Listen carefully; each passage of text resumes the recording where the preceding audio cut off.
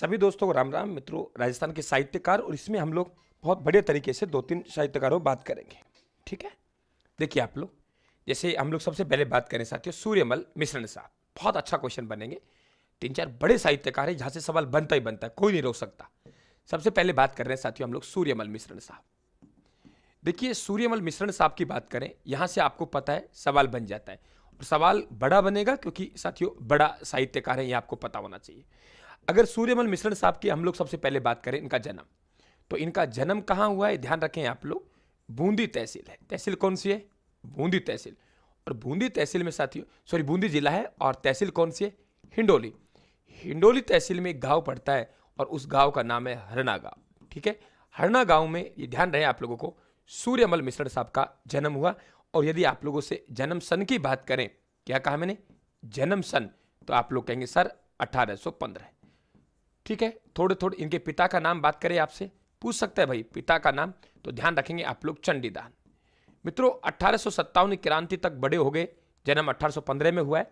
तो 1857 क्रांति के समय जो बूंदी का राजा था, कोटा का नहीं, मैं बात कर रहा हूं बूंदी का राजा, और बूंदी का जो राजा है उनका नाम है राम सिंह हाड़ा। राम सिंह हाड़ा, ये ध्यान रखेंगे आप लोग। वे राव सिंह द्वितीय है, ये ध्यान रखें, जो कहां का है? कोटा का।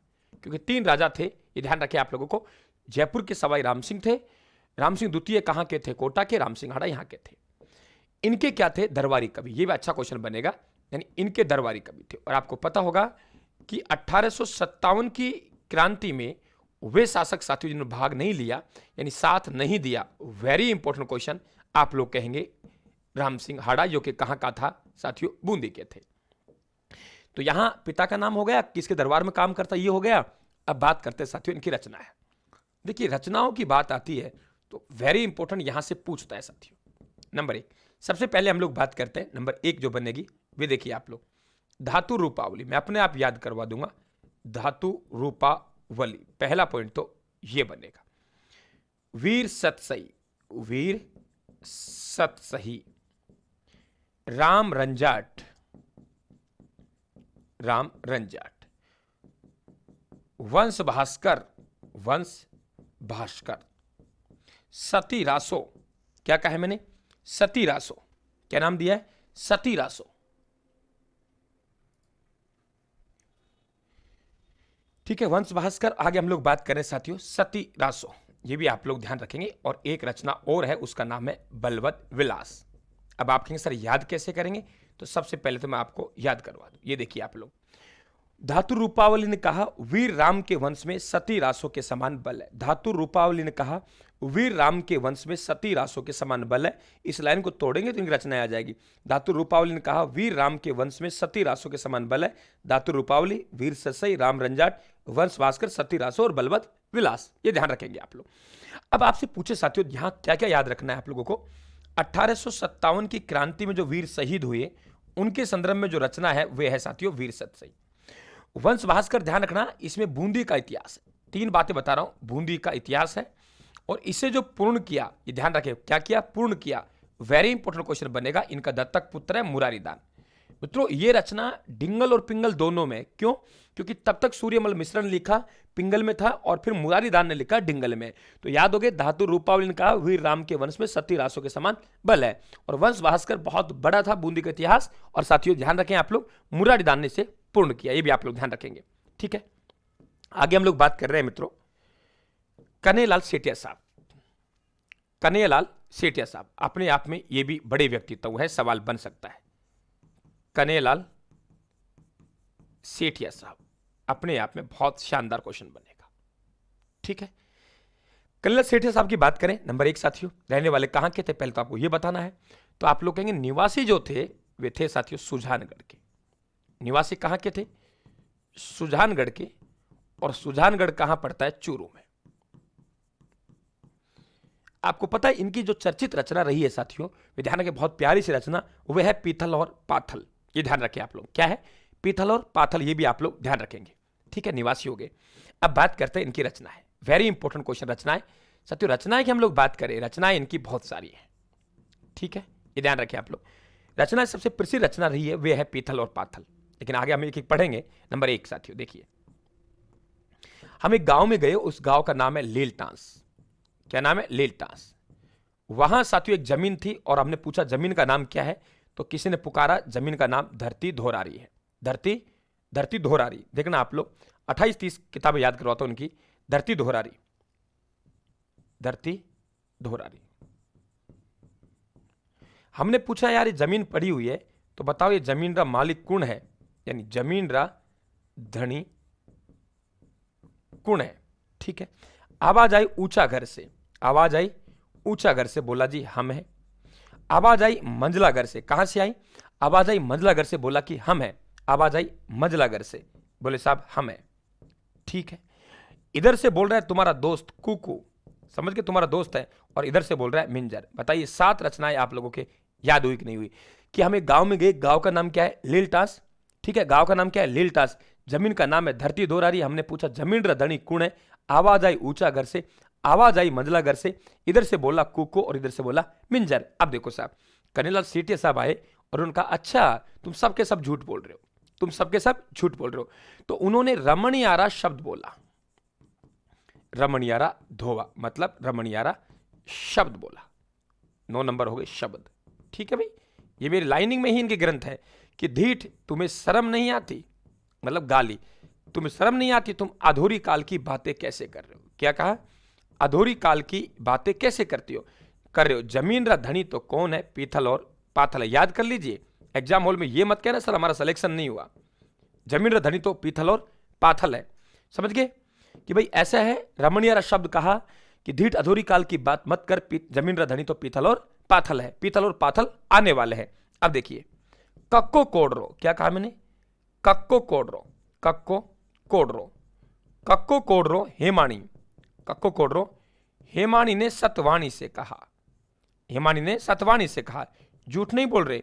कक्को कोडरो हेमाणी ने सतवाणी से कहा, खुली खिड़कियां और चौड़ा रास्ता। क्या कहा मैंने? खुली खिड़कियां और चौड़ा रास्ता, खुली खिड़कियां और चौड़ा रास्ता, खुली खिड़कियां और चौड़ा रास्ता। नाम है, ध्यान रखना, चौड़ा रास्ता। आज हिमालय बोल रहा है, जैसे मैं पढ़ा रहा हूं वैसे पढ़ते जाइए आप लोग। आज हिमालय बोल रहा है, आज हिमालय बोल रहा है, रचना है बोल रहा है। मेरे युग के मर्म को समझो, इसका मतलब मेरा युग, मेरा युग के मर्म को समझो, मेरा युग।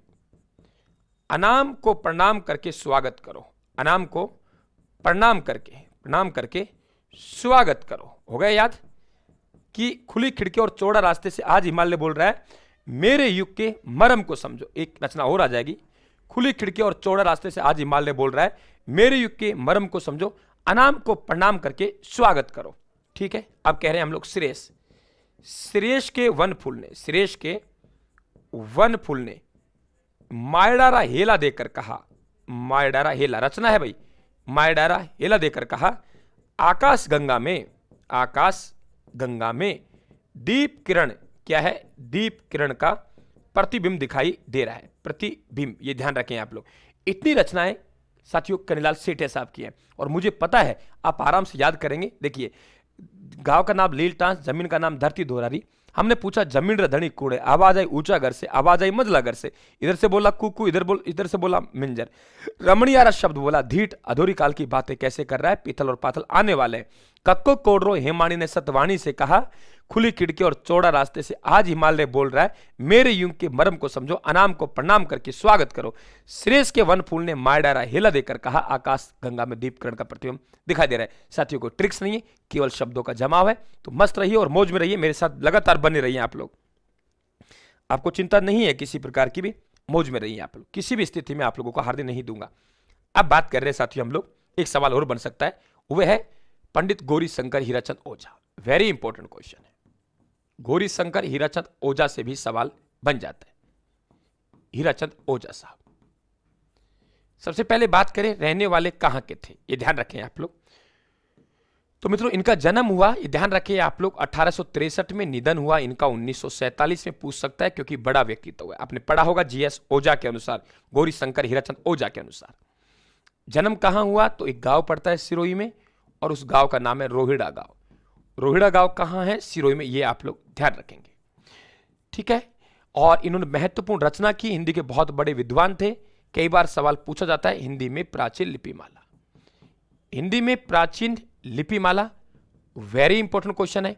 दूसरी हम लोग बात करें साथियों, ये ध्यान रखें आप लोग, वो ये है क्योंकि कर्नल जेम्स टोड की जो पुस्तक है annals and antiquities of Rajasthan, उसका हिंदी भी अनुवाद इन्होंने किया था। किसका किया? Annals and antiquities of Rajasthan, annals and antiquities of Rajasthan, समझ रहे हो आप लोग, सबने नाम सुना हुआ है ऑफ राजस्थान, फटाफट रिवीजन करने। इसका हिंदी अनुवाद भी इन्होंने किया था। ये राजस्थान के साथियों, राजस्थान का इतिहास के जनक कहलाते हैं, इतिहास के जनक। वे ध्यान रखना कि ये क्रमबद्ध इतिहास के जनक हैं, कि जो क्रमबद्ध इतिहास लिखने का जो श्रेय दिया जाता है, ध्यान रखें, गौरी शंकर हीराचंद ओझा को देते हैं। तो हिंदी के कितने बड़े विद्वान थे? कर्नल जेम्स टोड की पुस्तक जो अंग्रेजी में थी annals and antiquities of Rajasthan, उसका इन्होंने हिंदी में अनुवाद किया। अब देखो साथियों, ये कहां के रहने वाले, इनकी पुस्तकों की बात करें तो हम लोग कहेंगे सर राजपूताना का रहने वाला था, तो लिख दीजिए राजपूताना।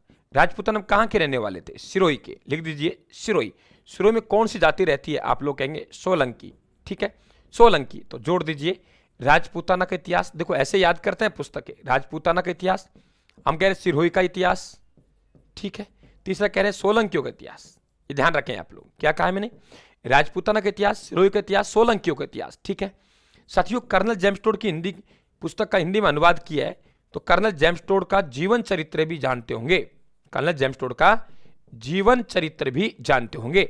साथियों वीर शिरोमणि महाराणा प्रताप को कैसे भूल सकते हैं? तो वीर शिरोमणि महाराणा प्रताप भी इनकी क्या है? रचना है। और ध्यान रखें साथियों, बप्पा रावल का सोने का सिक्का, क्या कहा मैंने? बप्पा रावल का सोने का सिक्का, ध्यान रखें आप, सोने का सिक्का इनकी क्या है? रचनाएं हैं। तो ये 2-3 साहित्यकार आप लोगों को बचे हुए थे और वेरी इंपॉर्टेंट क्वेश्चन साथियों, दोबारा मुझे यहां दोहराने की जरूरत ही नहीं है, क्योंकि इस हिसाब से जिससे हम लोग पढ़ रहे हैं तो मुझे नहीं लगता यहां सवाल बाहर जाएगा।